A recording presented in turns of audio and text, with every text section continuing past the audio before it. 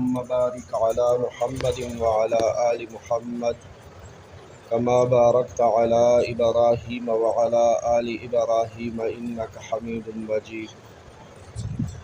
سوارلس سوا اتصل وختم نمبر حدیث مبارک دے 1448 نمبر. وعنه دا حدیث هم د مخکې حدیث پشان سیدنا حضرت ابو هریره رضی الله عنه نه روایت دی.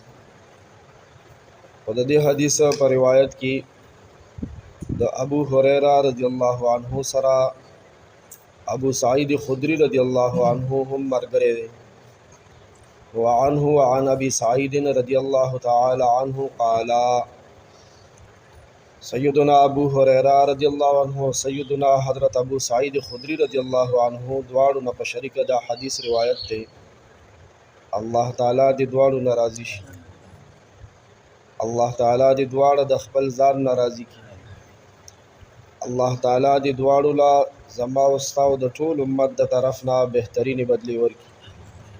قال دواړه حضرات صحابه کرام فرمایي قال رسول الله صلى الله تعالى عليه وسلم چې رسول الله صلى الله عليه وسلم فرمایلی دي لا يقعد قوم يذكرون الله. مسلمانانو یو ډله چکینی او د الله تعالی ذکر کوي دوی له الله تعالی څلور انعام ورکوي. دا زمونږ او ستاسو دا مجلس دا هم د ذکر مجلس دی. د مسلمانانو یو ډله کله کینی او د الله تعالی ذکر کوي الله یادوي دوی له الله تعالی څلور انعام ورکوي. الا حفتهم الملائکه پهله انعام دا دی چې فرشتې د دوی نه څلور واړو طرفونو ته توشي دوی گیر کی. سبحان الله.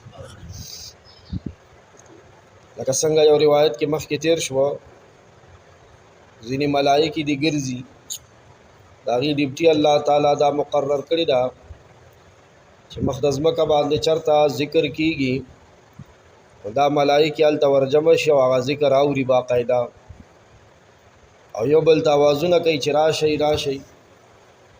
نو دوی نه توشي دا ملائکې خو د رڼا نه او د نور نه جوړي دي نو یو د بل د پاسه ودرېږي نو رڼا که یو د بل د پاسه شي نو هغې خو بوج نه اسمانه پورې دا حلقه دا دایره ورسیږي او دا ذکر والی منځ کې ګیر کړي. یو انعام دا شو چې نورانی او روحانی مخلوق ملائکې تېنه چار چاپېره شي. وغشیتهم الرحمت دویم انعام دا دی چې د الله تعالی رحمت دا ذکر والا دا مجلس والا په خپل غیږ کې والی. د الله تعالی رحمت خپل غیږ کې ونیسي دا خلق. څوک چې د الله تعالی د ذکر په مجلس کې ناست دي گویا دوی د الله تعالی د رحمت په غیږه کې دي. سبحان الله. وی د الله تعالی د رحمت او د مهربانۍ د غیږې د نیو اثر بیا دا دی چې د مجلس کې خلق ناست دي نو زړونه نرم شي. کاڼي نه کاڼي زړه هغه څه شي نرم شي. دا نرموالی د الله تعالی د رحمت د غیږې اثر دی او د الله تعالی په اطاعت کې یعنی د الله تعالی خبره منلو کې حکم پوره کولو کې ورته بیا مزه راځي. مزه د دې دغه اثر د الله تعالی اطاعت او حکم پوره کولو کې ورته بیا مزه راځي. دا د الله تعالی د ذکر د ناستي د الله تعالی د رحمت د غیږه کې د راتلو اثر دی اثر. او درې انعام ونزلت علیهم السکینه د دوی په زړونو باندې سکینه نازلیږي. د دوی په زړونو باندې سکینه نازلیږي سکینه راکوزیږي. د سکینې بیا علماء وضاحتونه کړي دي لکه علامه سدی رحمت الله علیه وی سکینه د جنت یو تال دی کوم چې د سونې دی د سرو زرو دی او په دې کې د انبیاو زړونو لا غسل ورکول کېږي. سبحان الله. د پیغمبرانو زړونو لا په دغه تال کې غسل ورکول کېږي. پیغمبر علیه السلام چې ماشوم حلیمه بیبي ځان سره بوتلی وکړ. نو هلته کې د حلیمې بیبي یو زوی عبدالله نومې و او یوې لور وه شیما نومې و. نو دې درې واړو به دوه هغه شو، یو نبی علیه السلام شو، دې درې واړو به چیلې ګډې سرولي، دا به غره ته بوتلي، د غره په لمن کې به سرولي. اوس هم هغه د غره لمن شته دی، سعودي حکومت ترې نه داسې کاڼي ته وکړي د هغه ځای نه چې کوم ځای کې به نبی علیه السلام ماشومتوب کې ګډې چیلې سرول. نو عبدالله ارور رضایي رور یو ځله په منډه منډه شین ګوشین رنګ یې زیړ شوی دی، شونډې وچې شوي دي، په دو دو کور ته رالو. مور ته وی زمونږ قریشي رور دی که نه، و یو دو سپینو جامو والا سړي و، هغې په ځمکه راواچولو او دا سینه والا وشلوله، سیر یې کوله. حلیمه بیبي وایي دې اورېدو سره زما د خپو نه دم ووتو، وی هی مې که منډه مې که هغه ځای ته، وی چې مې که ته دوه سپینو جامو والا سړي خو نه و، خو دا قریشي زوی مې محمد صلی الله علیه وسلم ولاړو او رنګ یې داسې لږه بدل شوی. وی ما ته تپوس وکړو، راته ویل چې دوه سړي سپینو جامو او هغې راله او زه سملولم او ما له دا سینه وڅیرله او دا زړې راله راوویستو، هغه ووینځلو، بیا یې ورواستو. دا جبرائیل علیه السلام و، میکائیل علیه السلام، دوه ملائکې وي. دا د جنت دغه سکینه تالې راوړی و او د زمزم په اوبو باندې یې د نبی علیه صلات وسلام زړه له غسل ورکو. د ماشومتوب کې د دې وړو د لوبو د خوشو تشو سره محبتي، نو هغه محبت یې ورلته نه ووینځلو. نو علامه سدي رحمت الله علیه فرمایي د ذکر مجلس چی که نه، د ذکر مجلس بیا بله موقع کې نبی علیه صلات وسلام لزله مبارک وینځلی شوی دی، بله مبارک یا دې تال کې، او تمام انبیا علیهم الصلات والسلام لا په دې تال کې زړه وینځلی شوی دی. او دا تال د سونې دا تال څوک چې د ذکر په مجلس کې کینی په هغې نازلي، په هغې راکوزي. او حضرت علی رضی الله عنه وی سکینه یو خاصه هوا ده، د دغه هوا شکل چهره مخ دا د انسان په شانته دی. نو دا هوا دوی له راځي چې څوک ذکر کوي انساني شکل کې، دا یو خاصه هوا د الله پاک دوی له رالیږي.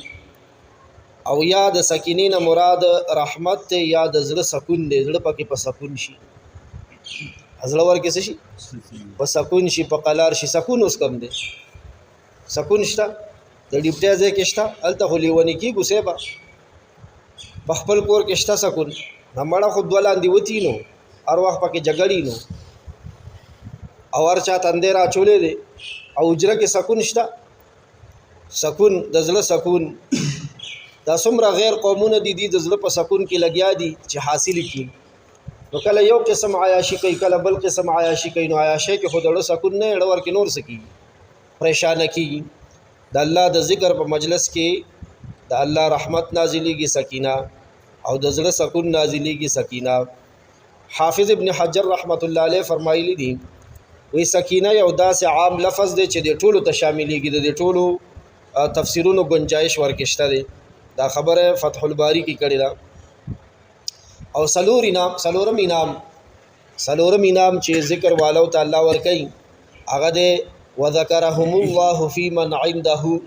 الله تعالی د دې مجلس د خلکو تذکره د هغه مخلوق په وړاندې کوي چې کوم مخلوق الله سره دی، او الله سره ملائکې دي، او ملائکې بیا مقربین چې کوم هغه د نږدې عہدې والا ملائکې دي، د هغې په وړاندې الله تعالی د دې بندګانو ذکر د فخر په طور باندې کوي.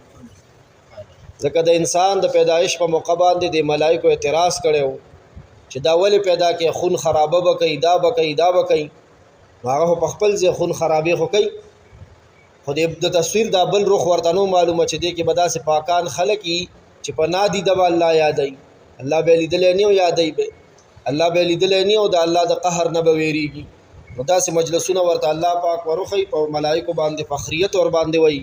هغه اعتراض ورته را دی چې تاسو ویل چې خون خرابه به کوي، هغه وګوره نه زه لیدلی ما، بې لیدو ما نه ویریږي، بې لیدو ما نه ویریږي، او زما د ملاقات څومره ذوق او شوق دی ورکي چې ما څومره په مینه باندې یادوي. دا څلور انعامه الله تعالی هغه بندگانو لور کوي چې څوک د الله تعالی د ذکر په مجلس کې کینی. د ذکر مجلس یو خود پیرانو صاحبانو دغه د ذکر مجلس ته، یو د قران شریف د تلاوت درود شریف پکې ویل کېږي، د ترجمه د قران مجید ویل کېږي، تفسیر احادیث ویل کېږي، سیرت ویل کېږي، فقه حنفی فقه ویل کېږي، تعلیم د فضایل اعمال کېږي، حیات صحابه ویل کېږي، حکایت صحابه، فضایل درود، فضایل حج دا ویل کېږي. دا ټول د الله تعالی د ذکر مجلسونه دي. او عطا ابن ابي رباح رحمت الله علیه خو ویلي دي، وې د ذکر مجلس هغه مجلس ته چې کوم کې د حلال او د حرام بیان کیږي. الله تعالی دې مونږ او تاسو ته د ذکر او د بیان او د درس په هر مجلس کې د ناس توفیق را نصیب کړي. او چې کله مونږ او تاسو د عالم یا د مبلغ د داعی په بیان او مجلس کې کینو یا د ذکر په مجلس کې چې دا سلور غټي زمونږه ملحوظي نظر وي، بیا باغ ناس ته مونږ او تاسو له مزرا کوي، ځکه هغه ناس ته بیا د فضیلت او د علم پرانا کی وي. نو کم سلور فضیلتونه او انعامات الله کوي، ملائکه تینا چار چاپیر شي، رحمت پدی را خور شي، د رحمت پغیګه کې شي، سکینه په نازلېږي، او الله تعالی د مقرب ملائکه په وړاندې فخریه ذکر کوي. یا ارحم الراحمین ذل جلال والاکرام.